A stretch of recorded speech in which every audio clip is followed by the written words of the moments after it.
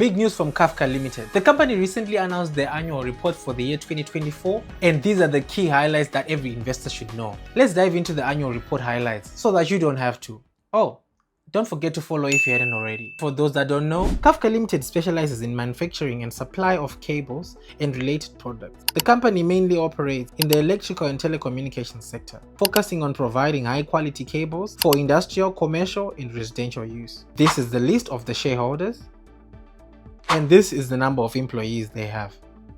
CAFCA's financials are growing at a reduced rate, which is an overall image in the economy, by the way. How? Their revenue was down by 5% compared to the prior year, with 10% of the revenue being attributed to external companies, which is a good thing, and profits also fell by 38% compared to the prior year, while their assets grew, which is mainly due to a revaluation of their assets. But that's something that is very nuanced, which we won't get into. On the operational performance side, the company operates optimally with 294 employees, 16% lower than last year, with prevalent issues of power cuts and liquidity risk. The liquidity risk is basically their inability to source foreign currency to pay foreign suppliers, which then becomes creditors or trade payables. This, by the way, is a really big issue in Zimbabwean companies that have to import raw materials. All these risks are key when making your decision, and one should always consider regulatory changes, which is always something to keep an eye on. This is Zimbabwe we're talking about. Those who have a focus on sustainable growth, which is a major win in today's eco-conscious market, can go and check on the ESG summary at the end of the report, but basically, the company takes it seriously and they are quite up to speed in that section. To all the ESG gurus, you can leave your comments in the comment section and tell me what you think about the company. Currently on the ZSE, the company is trading for 18 ZiG per share, which translates to a market capitalization of 157 million ZiG. So what does this all mean for the investor? CAFCA is showing strong resilience